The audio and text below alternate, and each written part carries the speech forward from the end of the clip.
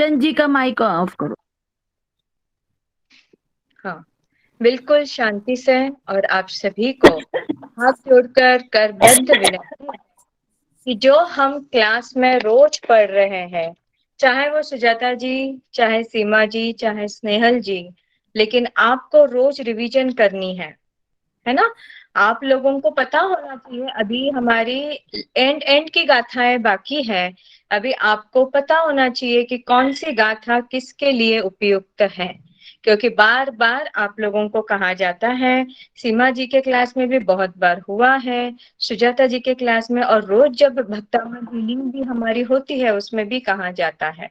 तो आपको ध्यान में आना चाहिए, नौकरी के लिए, व्यापार के लिए और किसी चीज के लिए कौन सी गाथा है। अगर आप रिवीजन करते रहेंगे, सिर्फ हमें पन्ने नहीं भरने हैं, है ना, हमें उसकी रिवीजन करनी है, सिर्फ लिखते नहीं रहना। अगर आप वो समझ जाते हो और ध्यान से क्लास में भी बैठते हो और लिखा हुआ एक बार पढ़ भी लेते हो ना, तो आपको याद आ जाएगा कि आपको कौन सी गाथा किधर यूज करनी चाहिए, क्योंकि अपना ये फर्स्ट स्टेप है ना, भक्तामर हीलर बनने का फर्स्ट स्टेप है। तो हम जब ऐसे क्लास में बैठते हैं तो अटेंटिव रहकर बैठे, ताकि हमारी ओर से कोई आशापना ना हो, और जो भी सिखाया हुआ है उसे हम पल पल पढ़े। हाँ, उसकी पढ़ाई अभी हम करेंगे, तभी हम लोग एग्जाम तक पहुंच पाएंगे ना। हम जैसे बच्चों को बोलते हैं ना, रिवीजन करो रिवीजन करो, एग्जाम आ रही है नजदीक, एग्जाम आ रही है। तो जैसे हम बच्चों को बोलते हैं वो सेम हमारे लिए भी लागू होता है। चलिए, कल का मैंने सारा बता दिया था कि हमारे घर में कूड़ा कचरा, जो अनवांटेड चीजें हैं, यानी जो खराब हुई चीजें हैं, फटे पुराने जूते, मोजे, कपड़े, छाते, ये सब कुछ क्या करना चाहिए, बाहर फेंक देना चाहिए। कल मैंने आप सभी को बोला ही था, है ना, किसने किसने किया सब, बहुत अच्छा। ताकि सकारात्मक, इससे क्या होगी, सकारात्मक ऊर्जा हमारे घर में प्रवेश करेगी और हमारी जो भी परेशानियां हैं वो परेशानियां निकल जाएगी, है ना। अभी मैंने यहाँ पे स्टॉप किया था, फर्नीचर का आकार गोल, त्रिकोण या षटकोण या अंडाकार और नहीं होना चाहिए। अंडाकार यानी ओवल शेप, और षटकोण आपको पता है, त्रिकोण आपको पता है यानी ट्रायंगल शेप, और गोलाकार यानी हमारा जो डाइनिंग टेबल वगैरह है वो कुछ भी ऐसे गोलाकार में नहीं होना चाहिए, ठीक है, फर्नीचर का आकार। हाँ, फिर वह सदैव उत्तर या पूर्व दिशा में ही होना चाहिए। अभी इसकी वजह क्या है कि अभी धन की वृद्धि, देखिए, फर्नीचर हमारा कौन सा भी गोल, त्रिकोण, षटकोण या अंडाकार में नहीं होना चाहिए। धन वृद्धि के लिए तिजोरी का मुंह, धन वृद्धि के लिए तिजोरी का मुंह सदैव उत्तर या पूर्व दिशा में ही होना चाहिए, तथा जहां पर पैसे रखने हो वहां पर सुगंधित इत्र, परफ्यूम आदि नहीं रखने चाहिए। मतलब जहां पे तुम्हारी तिजोरी है, जहां पैसों का धन तुमने रखा है, वो अगर उस दिशा में नहीं है, जो दिशा में बोला गया है उत्तर या पूर्व दिशा में, उस दिशा में नहीं है, या उस दिशा में है फिर भी आपको वहां पर कोई भी सुगंधित चीजें नहीं रखनी है। परफ्यूम, सुगंधित अगरबत्ती, इत्र, अत्तर वगैरह ये वहां पर तिजोरी के वहां पर नहीं रखनी चाहिए, ठीक है। शाम के समय में कम से कम 15 मिनट पूरे घर की लाइट, जब लक्ष्मी की एंट्री हमारे घर में होती है ना, उस टाइम पर 15 मिनट पूरे घर की लाइट अवश्य जलानी चाहिए। पूरे घर की लाइट अवश्य जलानी चाहिए। बिजली के switch, motor, main meter, TV, computer आदि अग्नेय कोने में ही होने चाहिए, इससे आर्थिक लाभ हमें मिलता है। अग्नेय कोना, ये जो भी आपके हैं ना, बिजली के switch, meter, main meter, TV, computer अग्नेय कोना में होने चाहिए, इससे आर्थिक लाभ होता है, ठीक है। अब अभी ये एक ध्यान में रखें कि घर में कभी भी मकड़ी के जाले नहीं लगने चाहिए। देखिए हमारा घर साफ सुथरा है क्या? बहुत सारे घर में देखते हैं यहाँ जाले हैं, वहां जाले हैं लेकिन निकाले नहीं जाते। तो वैसा ना करें, मकड़ी के जाले कभी भी नहीं रहना चाहिए क्योंकि उससे राहु खराब होता है। राहु केतु जो हम बोलते हैं ना, राहु केतु शनि, तो वैसे राहु जो है, राहु ग्रह, वह खराब हो जाता है और राहु के बुरे फल हमें भोगने पड़ते हैं। हाँ, घर में कभी भी रामायण, महाभारत, युद्ध, उल्लू की तस्वीर नहीं लगानी चाहिए। अभी जैसे रणभूमि की किसी किसी को शौक रहता है तो रामायण युद्ध की, यानी जहाँ पे झगड़ा, ऐसे तलवार ये वो जो भी शस्त्र उसमें दिखाए जाते हैं, वो वाली तस्वीर नहीं लगानी चाहिए। केवल शांत और सौम्य चित्रों से ही घर की सजावट करनी चाहिए। सौम्य चित्र गौतम बुद्ध है ना, हमारे भगवान महावीर है, भगवान महावीर स्वामी है, आदिनाथ प्रभु है। ऐसे सौम्य चित्र जो होते हैं वो लगाने चाहिए। ठीक है, युद्ध वाले सिर्फ ना लगाए, है ना, रामायण महाभारत युद्ध की जो भी है वो इसमें ना लगाए। अब मैंने कल भी आपको बताया था, घर के प्रवेश द्वार पर स्वस्तिक या ओम की आकृति लगाए, इससे परिवार में सुख शांति बनी रहती है।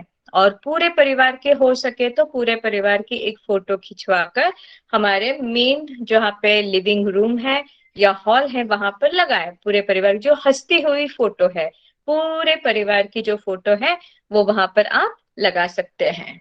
हाँ, वापस एक बार बोली। क्या बोलूं? प्रवेश द्वार, घर के प्रवेश द्वार पर स्वास्तिक या ओम की आकृति लगाए, इससे परिवार में सुख शांति बनी रहती है। और अगर आपके पास, अगर आपके पूरे परिवार की फोटो है तो फोटो आप लिविंग रूम में या हॉल में आप लगा सकते हैं। हाँ, अभी श्री भक्तामृत महास्तोत्र की गाथा 1 से सब तरह के उपद्रव दूर होते हैं, ये सभी जन जानते हैं। भक्तामृत की फर्स्ट गाथा से क्या होता है? सब तरह के उपद्रव दूर होते हैं। वास्तु दोष के कारण जो भी उपद्रव आते हैं वह भी दूर होते हैं। हाँ, हमारे घर में अगर वास्तु दोष है तो वह भी उपद्रव भक्तामृत महास्तोत्र की फर्स्ट नंबर गाथा से दूर होते हैं।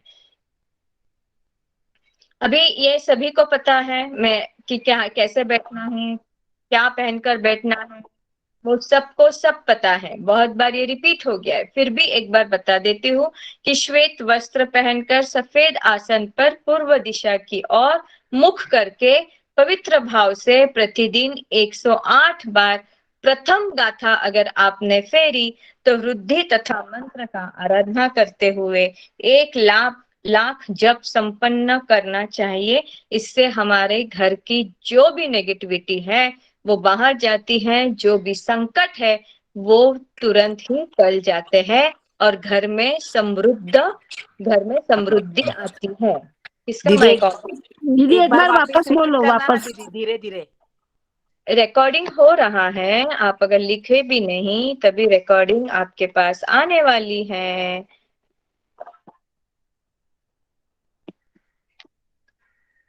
श्वेत वस्त्र पहनकर सफेद आसन पर पूर्व दिशा की ओर मुख करके पवित्र भाव से प्रतिदिन 108 बार प्रथम गाथा, वृद्धि तथा मंत्र का आराधना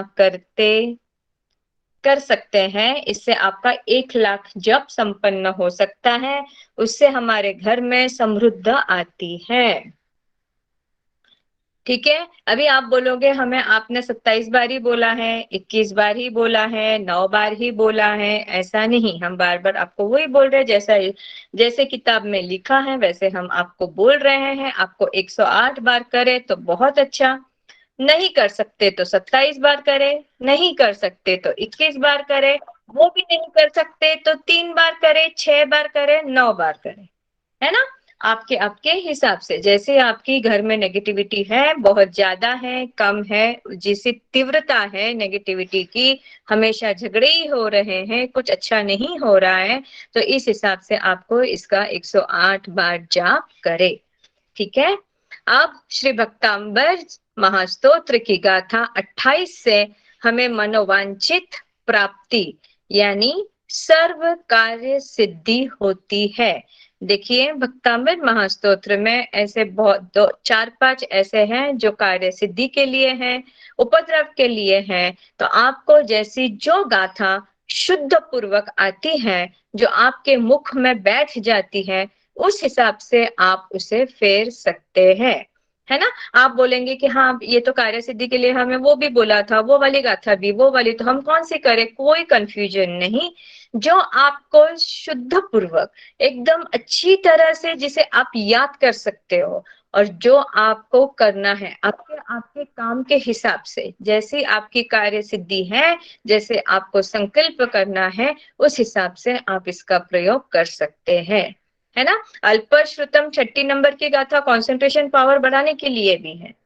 अगर आपको कंसंट्रेशन पावर बढ़ानी है, माइंड माइंड का ये नॉलेज बढ़ाना है, या कोई ज्ञान प्राप्त करना है, उसके लिए भी है। सर का कोई है तो उसके लिए भी, मतलब ऐसे एक एक गाथा के बहुत सारे प्रभाव है। तो आप उसे जिस तरह से आपको कौन सी गाथा बहुत अच्छी तरह से शब्द आपके मुंह में बैठे हैं शुद्धता पूर्वक, वो आप कर सकते हैं। ठीक है। श्री भक्तांबर महास्तोत्र की गाथा 28 से हमें मनोवांछित प्राप्ति यानी सर्व कार्य सिद्धि होती है पवित्र होकर। ये भी वैसे ही 28 नंबर की गाथा, वो पीले वस्त्र धारण करे। जब आपको 28 नंबर की गाथा फेरनी है, आपके कोई कार्य सिद्ध होने हैं और हो ही नहीं रहे हैं, तो आपको पीले वस्त्र धारण करें, उत्तर या पूर्व दिशा की ओर मुख करके उत्तर और पूर्व दिशा की ओर मुख करें। पीला आसन ही ले, नहीं पीला आसन है, द्रव्य में हमें जाना नहीं है, पीला कोई वस्त्र नहीं है, पीला आसन नहीं है, कोई टेंशन नहीं, सफेद आसन पे बैठिए, सिर्फ संकल्प अच्छी तरह से करे और अपने पूरे भाव से भक्तांबर की गाथा करे। रिजल्ट तो वैसे ही आने हैं, है ना। द्रव्य में आपको उलझना नहीं है। ठीक है। चलिए, अभी हम गाथा नंबर 45 को याद करेंगे। गाथा नंबर 45, ये सभी को गाथा पता है। ये हमारे भक्तामृत महास्तोत्र की बहुत बहुत बहुत महत्वपूर्ण गाथा है। सभी रोग निवारण होता है और सभी के लिए उपयोगी भी यह गाथा होती है, जिसकी हम रोज हीलिंग लेते हैं, है ना। उद्भूत भीषण जलोधर भार भुगना। ठीक है। उद्भूत भीषण जलोधर भार भुगना, सोचान दशा मुपगता च्युत जीविताशः, त्वत्पाद पंकजरजो मृत दिग्ध देहा, मर्त्या भवन्ति मकरध्वज तुल्य रूपा। माइक। तो आप सभी जन जानते हैं इस गाथा को, और आपके सभी के मुख में बैठा हुआ भी है ना, क्योंकि यह रोज हम लोग गाथा की हीलिंग लेते हैं। अब इसमें क्या कहा गया है, यहाँ पर श्री मानतुंग आचार्य जी ने भगवान के चरण के करिश्मा का वर्णन करते हुए कहा है कि जिस मनुष्य को अत्यंत भयंकर जलोधर रोग उत्पन्न हो गया है, उसके भार से जिनकी कमर टेढ़ी पड़ रही है, जिसने जीने की आशा छोड़ दी है और दयनीय दशा को प्राप्त हो गया है, ऐसे रोगी पुरुष आपके चरण धूलि रूपी अमृत को यदि शरीर में लपेट लेते हैं, तो वो पुरुष सचमुच कामदेव के समान सुंदर हो जाता है। क्या है, देखो क्या करिश्मा है, क्या कहा गया है। मतलब भयंकर भीषण जलोदर, जलोदर है ना पेट का भयानक रोग जिसको है, और जिसने जीने की आशा छोड़ दी है, कि अब मैं जी ही नहीं पाऊंगा, लेकिन मैं जब ये उद्भूत भीषण जलोदर यानी वो ही पेट की भयानक रोग, तो ऐसे भयंकर रोग में, ऐसे भयंकर पीड़ा में जिसने जीने का आशा ही छोड़ दी है, वो भी अगर आपका स्मरण करे तो वो पल में क्या हो सकता है, ठीक हो सकता है। कि आक्रांत हुआ जिसका शरीर क्षत विक्षत हो चुका हो, जीवन की आशा धूमिल होकर नष्ट हो रही हो, ऐसे में भी यदि मनुष्य आपके चरण कमल की रज रज यानी धूल है ना, जहां पर प्रभु की परमात्मा के पांव पड़े हैं, चरण स्पर्श हुए हैं, वो धूल भी अगर लगा ले तो भी हमारे सारे क्या हो सकते हैं, रोग मिट सकते हैं, कर्मों की निर्जरा हो सकती है और हमारे पाप धो सकते हैं। तो ऐसे धारण करे तो अवश्य वह तंदुरुस्त होकर खूबसूरती को प्राप्त कर लेता है ना। आया समझ में? कैसे, मतलब हम लोग बोलते हैं ना कि जो भी करे वो भाव पूर्वक अगर हम करते हैं तो हमारे निश्चित ही हमारे संकल्प पूर्णता की ओर बढ़ सकते हैं। अब इसका मंत्र है ओम नमो भगवती शुद्रोपद्रव शांति कारिणी रोग कष्ट ज्वरोपशमन शांति कुरु कुरु स्वाहा। ओम ह्रीं भगवते भय भीषण हराय नमः।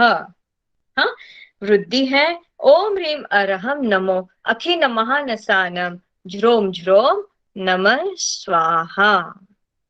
इसका प्रभाव क्या है, सर्व भयानक रोग व्याधि उपसर्ग सभी दूर हो जाते हैं। इसका लिख लीजिए, बहुत महत्वपूर्ण गाथा है, सर्व भयानक रोग व्याधि उपसर्ग सभी दूर हो जाते हैं, मरण भय शांतिदायक काव्य है, शांति प्रदान करता है। यह काव्य क्या प्रदान करता है, शांति प्रदान करता है। अब इसका बीजाक्षर है हुम बीजाक्षर, प्रबल एंटीबायोटिक है, और पम बीजाक्षर परमात्मा सूचक यानी श्वास संबंधी रोग जो भी है उससे हम लोग बिल्कुल शांति पा सकते हैं। यानी हमारे श्वास संबंधी जो भी, बहुत सारे जन बोलते हैं ना हमारा दम घुटता है, छूटता है, या हमें बहुत सांसें लगती हैं, जैसे मतलब चढ़ते हैं, कोई चढ़ान चढ़ता है, कोई स्टेप चढ़ते हैं तो बहुत सांसें उनको दबती है ना, तो जब ये सांसें बहुत तेज हो जाती हैं तब आपको पम पम पम बीजाक्षर बोलना है। परमात्मा सूचक बीजाक्षर है, और श्वास संबंधी जो भी रोग है आपके, जिसको सांस लेने में तकलीफ होती है, अटकती है, जोर से सांस लेनी पड़ती है, तो वो जो भी है इससे यह नष्ट हो जाता है पम बीजाक्षर से। ठीक है, आइए आगे बढ़ते हैं हम लोग 46 नंबर की गाथा पे। आपादकंठ मरुशृंखल वेष्टितांगा गाधम बृहन्नी गड़को तिनिघृष्ट जंगा। ये देखिए अभी टीनी है ना, को तक है, को टी लगाया हुआ है, लेकिन फिर भी टीनी घृष्ट जांगा, उसको इकट्ठा बोलना है। आपादकंठ मुरु श्रृंखल वेष्टितांगा गाढ़म बृहन्नी गड़को तिनी है ना, तिनी घृष्ट जंगा त्वन्नाम मंत्र मणिशम मनुजाः स्मरन्ता सद्यः स्वयं विगत बंध भया भवन्ति। हाँ, आ रहा है समझ में? अब इसका भावार्थ है, यहाँ पर श्रीमान तुंग सुरेश्वर जी कह रहे हैं, आचार्य जी ने बाह्य बंधन के भय भगवान के नाम स्मरण रूपी मंत्र से अपने आप ही हट जाते हैं। जो भी भय है, 7 प्रकार के भय, जो भी ऊंचाई का भय, पानी का भय, अग्नि का भय, ये जो भी भय है, किसी को भूत प्रेत पिशाच इसका भय, जो भी भय है वो सारे भय क्या होते हैं, आपकी मात्र स्तवना करने से, आपकी मात्र स्तुति करने से भय नष्ट हो जाते हैं। तो यहाँ पर आचार्य श्री जी ने बाह्य बंधन के भय भगवान के नाम स्मरण रूपी मंत्र से अपने आप ही हट जाते हैं, इसका वर्णन करते हुए कहा है कि जिनका शरीर कंठ से लेकर पैरों तक बड़ी बड़ी सांकलों से जकड़कर कस दिया है और उस कसी हुई जंजीर की नोकों से रगड़ रगड़ कर जिनकी जांघाएं बुरी तरह से छिल गई है, ऐसे बंधन में पड़े हुए पुरुष भगवान के नाम स्मरण रूपी मंत्र का निरंतर जाप करने से तुरंत ही बंधन से, भय से छूट जाते हैं। यानी मुक्तता है ना। हम बोलते हैं ना, हम बंधन में हैं, हमें मुक्ति चाहिए, मुक्ति चाहिए, हमें ये चाहिए, हमें वो चाहिए। जब हमें मुक्ति चाहिए, हमें आजाद होना पसंद आता है, हम किसी के कंट्रोल में रहना ज्यादा पसंद नहीं करते। जब आपको थोड़ी मुक्तता चाहिए, थोड़ी अपने खुद के लिए, स्वयं के लिए जीना, जीने की आप उम्मीद रखते हैं, तब आप यह गाथा भी बोल सकते हैं। देखिए, मतलब मानितुंग सुरेश्वर जी के 48 जो जंजीरें बंधी हुई थी, वो एक एक करके कैसे टूट रही है। तो इतने भयानक वो अगर जंजीरें टूट सकती हैं, जो संभव नहीं था वो भी क्या हो गया, असंभव को संभव करके बताया है, केवल मात्र परमात्मा की स्तवना से, केवल मात्र परमात्मा की स्तुति करने से, केवल मात्र सेवा से, समर्पण से, श्रद्धा से, परमात्मा को याद करने से, है ना। उनको अपने भीतर में हम लोग याद तो करते हैं, हमारे भीतर में जब हम परमात्मा को उतार लाते हैं, हमारे भीतर से जब एक अंदर की आवाज आती है, तब वो प्रलय आता है और तब हमारी तार परमात्मा से जुड़ सकती है। तो ऐसे अमानतुंग सुरेश्वर जी ने आपादकंठ मुरश्रुंकलवेष्टितांगा, इसमें ऐसा कहा गया है कि जो एड़ी से चोटी तक लोह श्रृंगाल से आबद्ध है, जिसकी जांघाएं बेड़ियों की तीक्ष्णता से छलनी हुई है, यानी जिसकी जांघाएं, उसके ऊपर का स्किन जो है वो भी छिल गया है, पूरी तरह से छिल गया है, यह वह व्यक्ति भी यदि हर पल हर क्षण आपका नाम स्मरण करे, तो आप उसके तमाम बंधन अपने आप टूट जाते हैं। इसका मंत्र है ओम नमो राम ह्रीम रूम। ओम नमः राम ह्रीम श्रीम रूम रौम रह ठ ठ जह जह शाम क्षीम क्षूम क्षः क्षय स्वाहा। और इसकी वृद्धि है ओम ह्रीम अरहम वड्ढ मानाणम झ्रोम झ्रोम नमः स्वाहा। वड्ढमानानम है ना, वृद्धि यानी वर्धमान, है ना, वर्धमानानम। तो इसका प्रभाव क्या है, बंधनों से मुक्ति मिलती है, बेड़ियां टूट जाती हैं, कैद जेल से मुक्ति, यानी अगर कोई आपका अच्छा सच्चा कोई बिना वजह का जेल में है और बिना वजह की आपकी कोर्ट कचहरी का जो भी चक्कर है, वो बिना वजह ही, आपकी उसमें कोई भी फॉल्ट नहीं है, आपकी उसमें कोई भी गलती नहीं है, लेकिन फिर भी आपको वो भुगतना पड़ता है। अगर आपने क्राइम किया है, आपने कुछ सीन किया है, तो आपको वो भुगतना ही है। लेकिन बेवजह अगर आपके कोई अटके हुए हैं जेल में, तो आपको अगर उनको छुड़ाना है, तो आप यह गाथा 46 नंबर की गाथा फेर सकते हैं कि इसमें राजा का भय नहीं रहता, बंधन विमोच काव्य है, बंधन से मुक्ति पाने के लिए यह काव्य है। बंधनों से मुक्ति मिलती है, बेड़ियां टूट जाती है, कैद जेल से मुक्ति होती है, राजा का भय नहीं रहता। इसलिए कहते हैं ना, पशु पक्षियों में भी हमने कैद नहीं करना चाहिए, इसका हमें कर्म हमारे बनते ही है। अगर हमने पैरट को, कोई बर्ड्स को, अगर हमारे घर में सभी को बंधन, सभी को जीने की ही इच्छा होती है और उनका हक है सभी को जीने का। तो हम लोग क्या करते हैं, लाते हैं हमारे शौक के लिए, उनको बांध के रखते हैं, या तो फिर वो केजेस पिंजरे में वगैरह। ये पसंद है हमको, तो क्या पैरट्स यानी पोपट वगैरह ऐसे पसंद है, तो हम उनको लाते हैं, उसमें रखते हैं, लव बर्ड्स रखते हैं, लाते हैं। बहुत सारे बच्चों को बटरफ्लाई जो होते हैं, वो बटरफ्लाई में भी इसमें डब्बी में डालकर उनको आनंद आता है। तो ये सब नहीं करना चाहिए, इससे हमारे कर्म का बंधन होता है। श्लोक नंबर 47। मत्व मत्तद्विपेंद्र दीदी मृगराज। बीजाक्षर बोलो ना। हाँ हाँ हाँ, बोल रही हूँ। इसका बीजाक्षर है ठ ठ ठ। कठोर कार्यों की सिद्धि। तो और क्या? और एम बीजाक्षर एम, एडक्याचा ए, एम बीजाक्षर निम्न रक्तचाप, है ना। हमारे जो भी हमारे खून में जो भी अशुद्धता होती है ना, उसके लिए एम बीजाक्षर, ठीक है। ठ बीजाक्षर और एम बीजाक्षर। 47 नंबर की गाथा। मत्तद्विपेंद्र मृगराज दवा नलाही थो संग्राम। है या फो? दीदी थो है या फो? थो है क्या फो?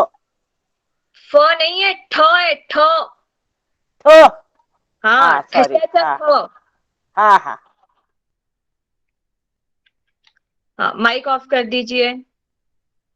मत्तद विप्रेंद्र मृगराज दवा नलाही संग्राम वारिधि महोदर बंधनोत्थम तस्याशु नाशमुपयाति भयम भीएव यस्तावकं स्तविमिमं मतिमान धीते। अब इसमें क्या कहा गया है, इस श्लोक में मानतुंग सुरेश्वर जी कहते हैं, उपर्युक्त समस्त प्रकार के संकटों का नाश इस स्तोत्र के पढ़ने से या आराधना करने से हो जाता है।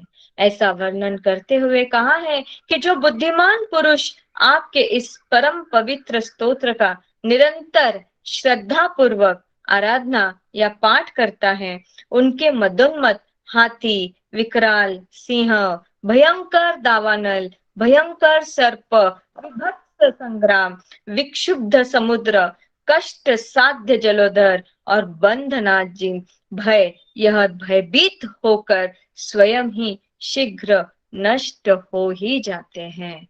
मैंने कल आपको कहा था ना, ये कल से जो हम श्लोक कर रहे हैं 4-5, वो सारे ऐसे ही है। भयंकर सिंह, हाथी, दावानल, दावानल यानी अग्नि, यानी एक साथ जब ऐसे पूरी तरह से सभी जगह आग आग आग दिखाई देती है, वह है। भयंकर जलोधर है, बहुत कष्ट है। बंधन जती देने, हम जब देखिए वो जो बकरियों को लेकर जाते हैं, और बकरी ईद के वक्त हम जब लेकर जाते हैं, तो हम खड़े खड़े हमारे आंखों के सामने अगर बकरियों को लेकर जा रहे, तो हम नौकार मंत्र 3 भाव का कम से कम नौकार मंत्र सुनाए उनको 2 मिनट वहां पर खड़े रहकर। तो ये सारे भयभीत है, लेकिन ये क्या है, बोल नहीं पाते हैं। ये अब हमें उनकी पुकार सुनाई नहीं देती है, लेकिन हमें जितना बनता है उतना हम वह करना चाहिए। कर्मों के वजह से वो तिरंज गति में आए हैं। हमें कौन से कर्म करना चाहिए, ये हमारे हाथ में है ना। हमें पल पल सावधान जागरूकता बरतनी चाहिए। तो ये सारे जो भी है, इसमें सारा सब कुछ दिया है कि भक्तामृत की गाथा किस किस प्रकार से हमें हमारे संकल्पना को पूरा करने के लिए, किस किस प्रकार से हमें सारे कष्टों से, रोगों से, भय से नाश करता है, यह सब इसमें बताया है ना। विकराल सिंह, भयंकर दावानल, भयंकर सर्प, विभत्स संग्राम, विक्षुब्ध समुद्र, समुद्र जब एकदम तूफान में उथल पुथल कर रहा है और कुछ सूझ नहीं रहा है उस समय, कष्ट साध्य जलोदर और बंधन जनित भय भी भयभीत होकर स्वयं ही शीघ्र नष्ट हो जाता है। हाँ, अभी इसका मंत्र है, ओम नमो राम ह्रीम रूम रह यक्ष श्रीम ह्रीम फट स्वाहा। ओम नमो भगवते उन्मत्त भयहराय नमः। रुद्धि ओम ह्रीम अरहम नमो सव्व सिद्धाय दनानम वर्धमानानां झ्रोम झ्रोम नमः स्वाहा। इसका बीजाक्षर है द्रोम। बीजाक्षर द्रोम, द, दौताचा द, उसको आ की मात्रा, ऊपर औ की मात्रा, ऊपर टिम्ब और नीचे रफार। द्रोम, द्रोण जो हम बोलते हैं ना, द्रोम, द्रोम बीजाक्षर है। और इसका और एक बीजाक्षर है क्षाम। क्षाम, क्ष, क्षत्रिय का क्षाम होता है ना, क्षाम। क्षाम बीजाक्षर, वो ब्रेन हेमरेज, अगर किसी का ब्रेन हेमरेज हो गया हो, वेन सिर में गांठे हो, तो इसके लिए क्षाम बीजाक्षर का उपयोग किया जाता है। क्षाम, ठीक है, द्रोम और क्षाम बीजाक्षर। अब हमारी सबसे महत्वपूर्ण, सबसे उसका सभी प्रभाव दीदी, प्रभाव। प्रभाव, इसका हाँ प्रभाव। हाँ हाँ हाँ हाँ हाँ हाँ, थैंक यू। प्रभाव है सर्व प्रकार की, सॉरी, सभी दिशाओं में विजय प्राप्त होती है। सभी दिशाओं में विजय प्राप्त होती है। विजय लक्ष्मी प्रदायक यह काव्य है। विजय लक्ष्मी प्रदायक काव्य है। महारोग मारी, महारोग मारी शांत हो जाता है ना, जो भी रोग मारी वो है शांत होने के लिए इस गाथा का प्रयोग किया जाता है। और शस्त्र के घावों को ठीक करता है। अगर शस्त्र यानी हमें छुरी लग गई, या हमें किसी की पिन, जो भी कुछ है यानी शस्त्रों के घाव, यानी शस्त्रों के घाव से अगर हमें घाव आते हैं शस्त्रों से, तो वो ठीक हो जाते हैं। यह सर्व भय निवारक काव्य है।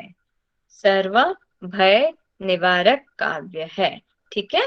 यह उसका प्रभाव है। कौन से नंबर की गाथा का? 47 नंबर की गाथा का। ओके, 48 नंबर की। माइक ऑन हुआ है किसका कभी? कृति,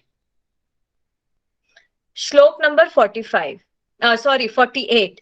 स्तोत्रस्तजं तव जिनेन्द्र गुणैर निबद्धां भक्त्या मय रुचिरवर्ण विचित्र पुष्पम धत्ते जनो यहिह कंठगता मजस्त्रम तम्मान तुंगमवशा सुमुपैति लक्ष्मी।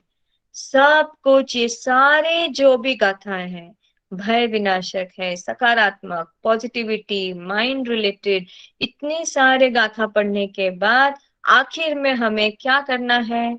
मोक्ष की प्राप्ति, आत्मा की शुद्धि। वो कब हो सकता है मोक्ष की प्राप्ति? जब हम पल पल, हम लोग क्या करते हैं? पल पल हम परमात्मा की आराधना बिल्कुल सेवा भाव, श्रद्धा भाव, भावपूर्वक जब हम करते हैं, तब अपने आप हम जब परमात्मा को अपने हृदय में स्थान देते हैं, तो परमात्मा जैसे ही हम बन सकते हैं। हर एक के हृदय में अगर हमने परमात्मा को देखा, जाना, महसूस किया, तो हम क्या कर सकते हैं? उसे कभी दुखाएंगे हम? परमात्मा, अगर हमारे घर में परमात्मा आ रहे हैं, ये गुरु भगवंत आ रहे हैं, तो हम क्या करते हैं? हमारी कितनी उल्लास, कितना हम क्या करें क्या नहीं, ऐसा होता है। हम दुखाएंगे उनको कभी? उल्टा जवाब देंगे उनको कभी? उनके प्रति ईर्ष्या भाव रखेंगे? नहीं रखेंगे। तो ऐसे ही हर एक व्यक्ति में हमें क्या करना चाहिए? परमात्मा बसे हुए देखना चाहिए। जब हम ऐसा कर सकते हैं, जब हम ऐसे देख सकते हैं, तो हम कभी भी हमारे ओर से उस इंसान के लिए गलत भाव कभी भी नहीं रहेगा। तो आखिर अंतिम लक्ष्य, हमारे संसार में रहो या किधर भी, कौन सा भी रहो, तो अंतिम लक्ष्य हमारा क्या होना चाहिए? मोक्ष की प्राप्ति, है ना। यह हमारी अंतिम लक्ष्य होना चाहिए। तो 48 नंबर की गाथा आज हमारी यहाँ पर संपन्न हो रही है। बोलिए आदिनाथ भगवान की जय। अभी इसका भावार्थ है, हे प्रभु, जैसे सुंदर रंग बिरंगे फूलों का हार कंठ में धारण करने से मनुष्य शोभायमान होता है, वैसे ही यहाँ पर भक्तामर स्तोत्र की माला को माला की उपमा दी गई है। अर्थात भक्तामर स्तोत्र रूपी माला जो कि अनेक गुणों रूपी धागा तथा विभिन्न अक्षरों रूपी पुष्पों से बनी हुई है, ऐसी महान प्रभावशाली अनोखी माला कि जो पुरुष धारण करता है उसे निश्चित ही मानतुंग अर्थात उच्चा सम्मान, मानतुंग है ना, इसका अर्थ है क्या? मानतुंग सुरेश्वर जी, मानतुंग यानी ऊंचा स्थान, सम्मान, मान मिलेगा, प्रतिष्ठा मिलेगी, स्वतंत्रता मिलेगी, मोक्ष लक्ष्मी को भी प्राप्त कर सकेगा, यानी मोक्ष लक्ष्मी प्राप्त होती है। देखो सभी गाथाएं यानी 48 पुष्प हैं, 48 पुष्प को एकत्रित माला की गई है और भक्तांबर महास्तोत्र की माला जिसके कंठ में है वह इंसान कैसे हो सकता है? पूरे मान, सम्मान, प्रतिष्ठा सब मिल सकती है, समृद्ध हो सकता है, सुखी हो सकता है, शक्तिशाली हो सकता है, भय मुक्त हो सकता है। तो हमें सबको क्या करना चाहिए? भक्तांबर हीलर को रोज भक्तांबर का पाठ एक बार तो भी फेरना ही चाहिए, है ना।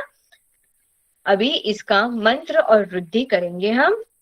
ओम राम ह्रीम रूम रोम रह असि आउ सा झ्रोम झ्रोम स्वाहा।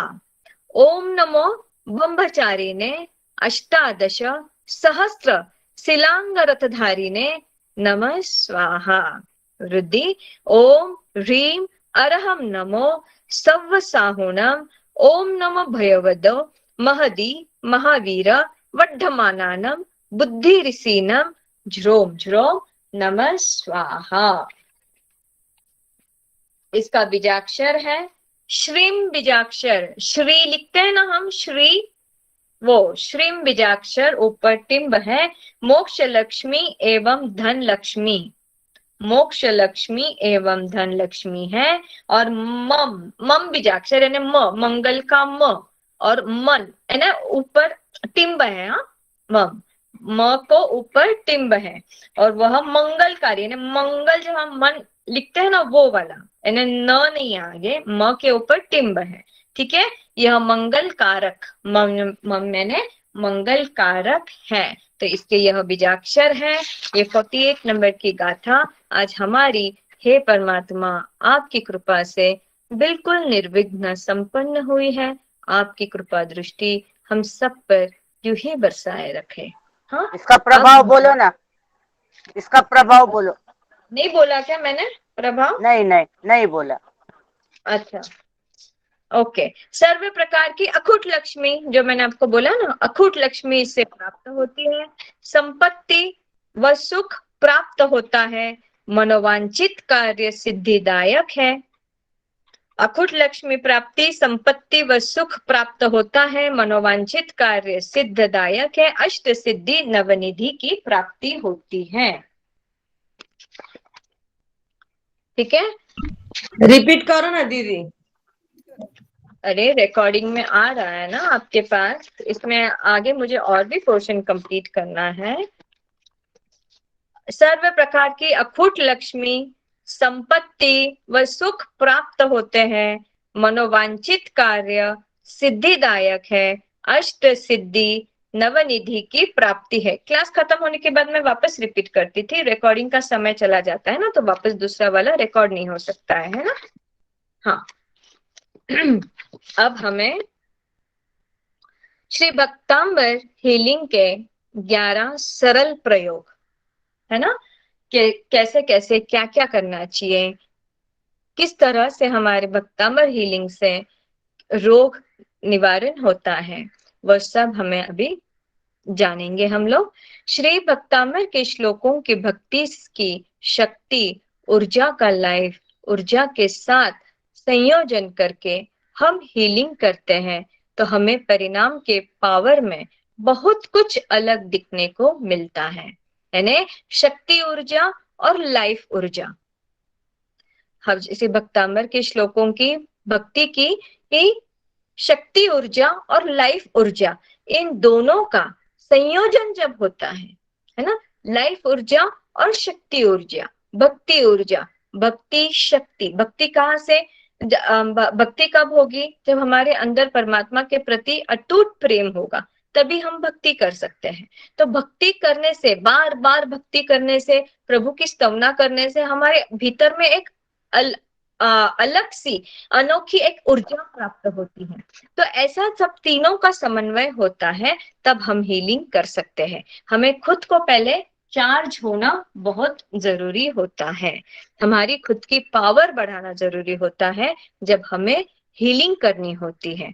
यहाँ हम कुछ सरल प्रयोग देते हैं जो आपके रोज के जीवन में उपयोगी होंगे, है ना। मस्तिष्क के रिलेटेड अगर कोई प्रॉब्लम हो, मस्तिष्क के रिलेटेड अगर कोई प्रॉब्लम हो, तो भक्तांबर हीलिंग मुकुट चक्र और आज्ञा चक्र। मुकुट चक्र, ये मुकुट हम कहाँ पे पहनते हैं, ये है ना, क्राउन चक्र, इसको क्राउन भी चक्र बोलते हैं।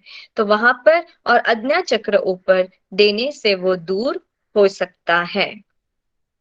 इसके लिए गाथा 2, 24 और 26 नंबर की गाथा है।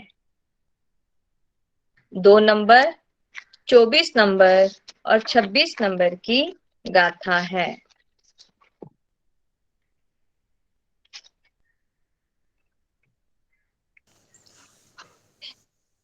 ये 3 गाथा किस हीलिंग के लिए है?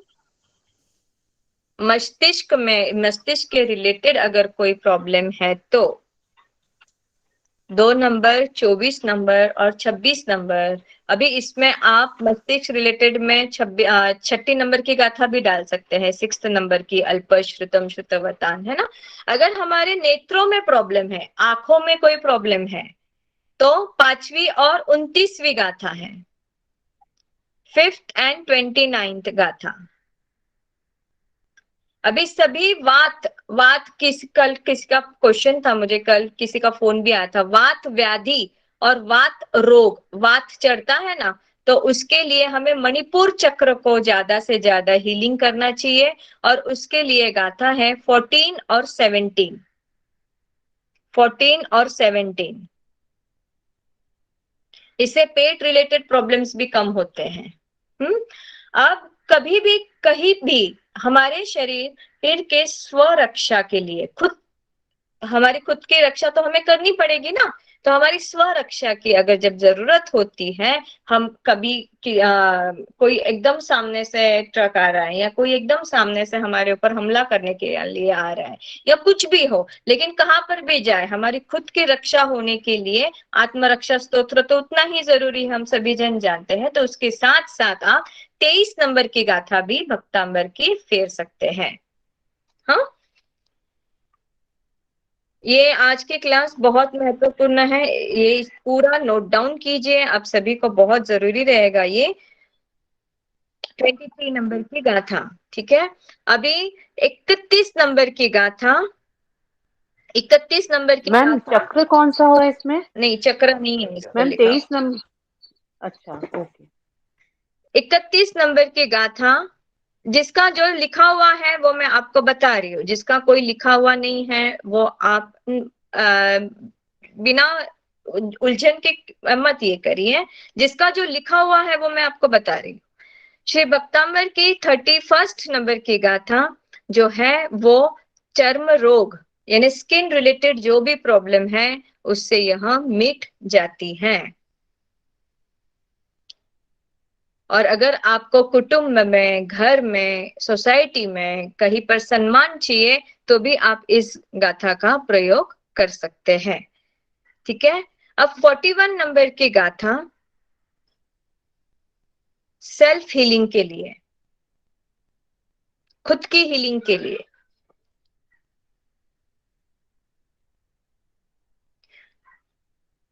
स्नेहल, हाँ 41 म्हणजे जरा 44 नंबर गाथा जी का है ना काही मंदिर मार्गी मंदिर 41 आहे वाला ना, आणि जिरा 48 आणि 45 दो गाथा केवे। हाँ हाँ हाँ, अभी ये किताब में है ना कि अपने जो अपने स्थानकवासी किताब है उसमें 48 है और जो मंदिर वाले हैं वो 44 गाथा ही होते हैं, 4 गाथाएं कम रहती है। तो अभी ये जो 41 की गाथा मैं बोल रही हूँ वो 40 अपने हिसाब से 45 है। स्थानक वचन यानी उद्भूत भीषण जलोदर भार भुगना, ये वाली गाथा है, सभी असाध्य रोगों का निवारण करने के लिए। ठीक है। अब इसमें और एक है, पानी का भय अगर है, पानी का भय है तो चौथे नंबर की गाथा है, 4th नंबर की गाथा।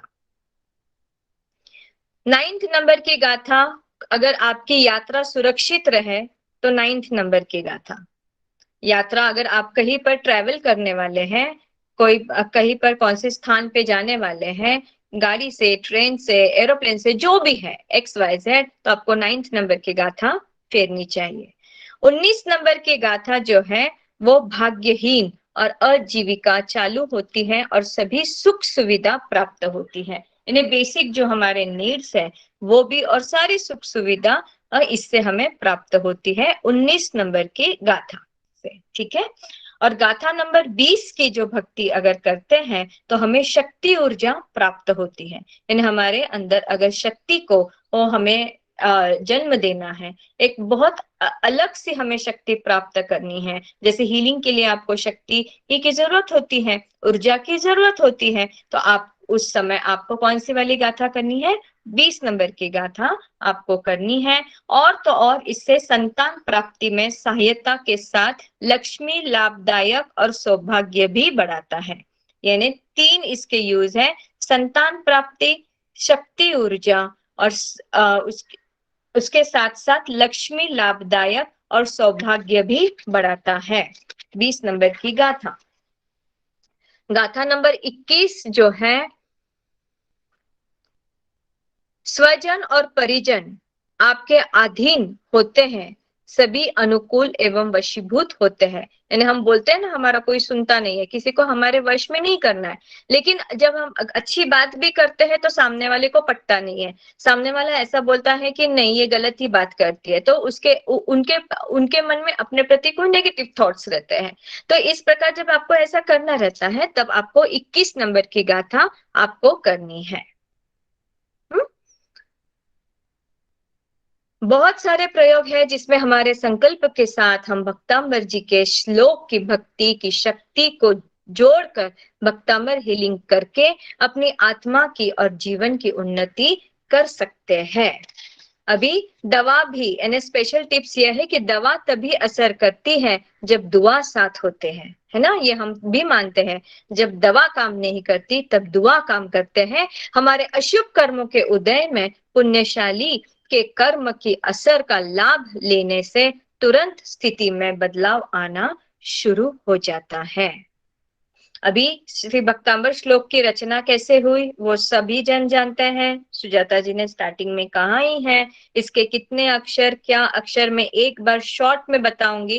भक्तांबर के श्लोक की रचना वसंत तालिका छंद में सभी लाइन में ही 14 अक्षर वसंत तालिका छंद कहा गया है। उसके टाइम पे ये सभी लाइन में, एक लाइन में 14 अक्षर है, 7 लघु है और 7 गुरु होने से जब हम पूर्ण भक्ति भाव से ये पाठ करते हैं तो हम समभाव में आ जाते हैं, जो धीरे धीरे हमें सम्यक भाव की ओर ले जाते हैं। क्रोध को समता, कलह को शांति में बदल सकते हैं। श्री भक्तांबर का पाठ करते समय भावपूर्वक करने के बाद अपने आप को महसूस करे सम्यक भाव का अनुभव। अभी ये कितने बार फेरना चाहिए, क्या करना चाहिए, ये सब हमने सिखाया हुआ है।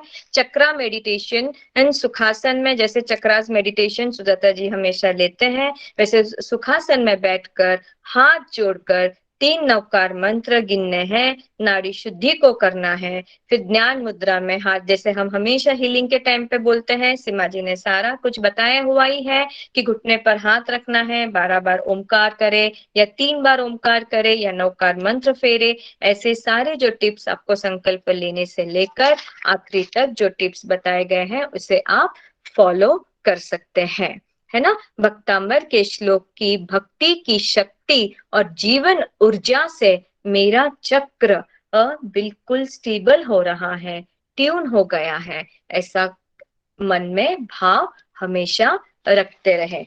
अब हम जाप करेंगे।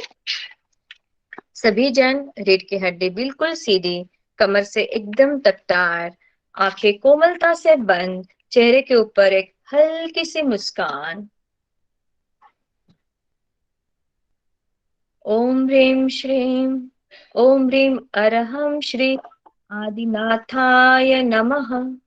ओम ह्रीं अरहं श्री आदिनाथाय नमः। ओम ह्रीं अरहं श्री आदिनाथाय नमः। ओम ह्रीं अरहं श्री आदिनाथाय नमः। ओम ह्रीं अरहं श्री आदिनाथाय नमः। ओम ह्रीं अरहं श्री आदिनाथाय नमः। ओम ह्रीं अरहं श्री आदिनाथाय नमः। ओम ह्रीं अरहं श्री आदिनाथाय नमः। ओम ह्रीं अरहं श्री आदिनाथाय नमः। आदिनाथ प्रभु की डिवाइन एनर्जी हमारे सहस्त्रार चक्र से लेकर मूलाधार चक्र तक एक्टिवेट हो रही है। महसूस करें पल पल। सीमा जी।